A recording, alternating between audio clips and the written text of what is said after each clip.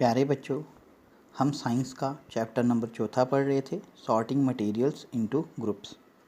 तो आज हम पेज नंबर 28 से पढ़ना शुरू करेंगे। 4.2 properties of materials.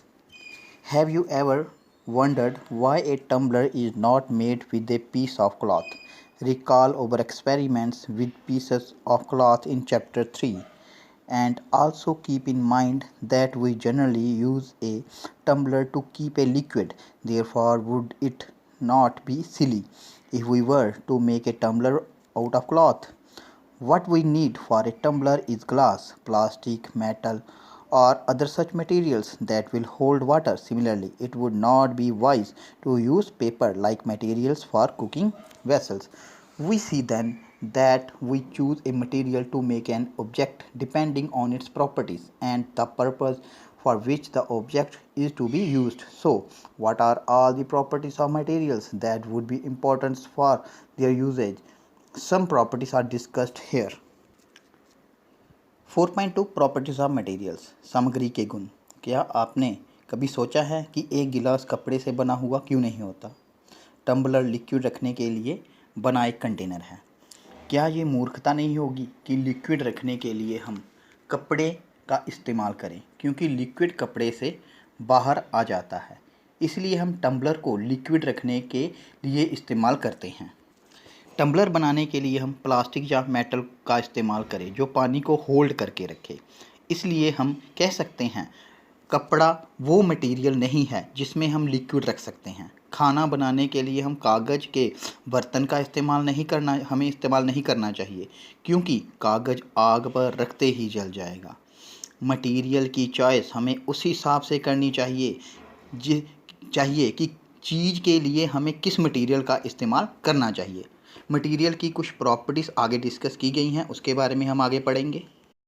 Appearance. Material usually look different from each other. Would looks very different from iron. Iron appears different from copper or aluminium. At the same time, there may be some similarities between iron, copper and aluminium that are not there in wood. Appearance, दिखावट। Material जो object बनाने के काम आते हैं ये एक दूसरे से अलग अलग दिखते हैं। लकड़ी लोहे से अलग दिखती है, एल्युमिनियम और कॉपर ये आयरन से अलग दिखते हैं। अब लोहे, कॉपर और एल्युमिनियम में कुछ सिमिलैरिटीज़ हैं जो लकड़ी में नहीं हैं। Activity 3, collect small pieces of different materials: paper, cardboard, wood, copper, wire, aluminium, sheet, chalk. Do any of these appear shiny? Separate the shiny materials into a group. Now observe as the teacher cuts each material into 2 pieces and look at the freshly cut surface. What do you notice? Does the freshly cut surface of some of these materials appear shiny? Include these objects also in the group of shiny materials. कुछ चीज़ें हमें collect करनी हैं, जैसे paper, cardboard, would, copper, wire, aluminium, sheet, chalk, और पता करना है क्या ये चीज़ें चमकदार हैं। अगर कुछ चीज़ें शाइनी हैं तो उन्हें अलग ग्रुप में रखें।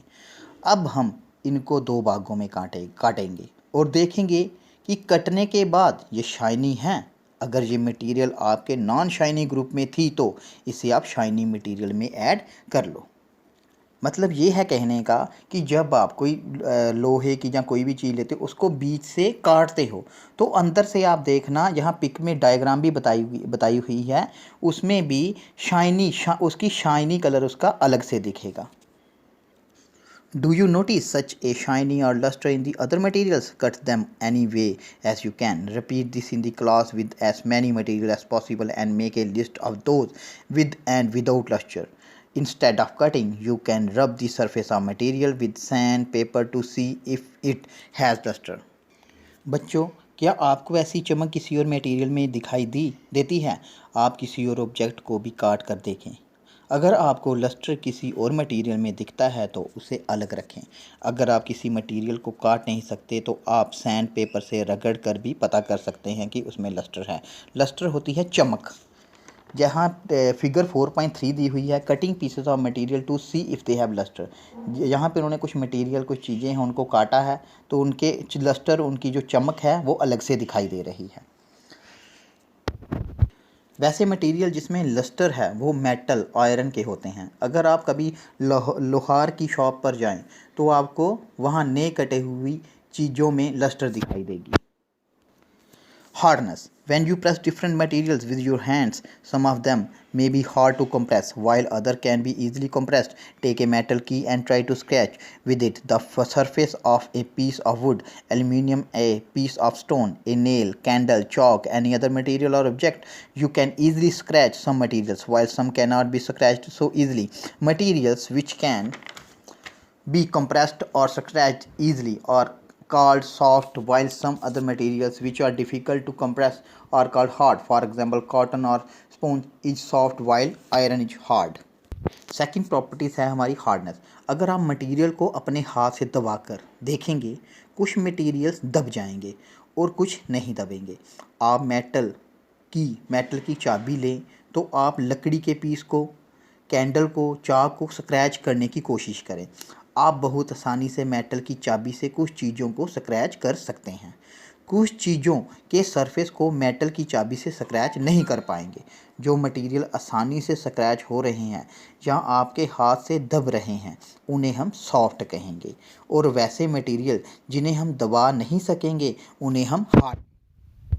एग्जाम्पल के लिए कॉटन हमारा सॉफ्ट मटेरियल है और आयरन हमारा हार्ड मटेरियल है।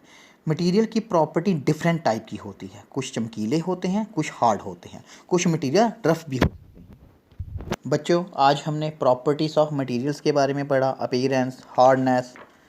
तो कल हम सोल्यूबल और इनसोल्यूबल के बारे में पढ़ेंगे। Thank you.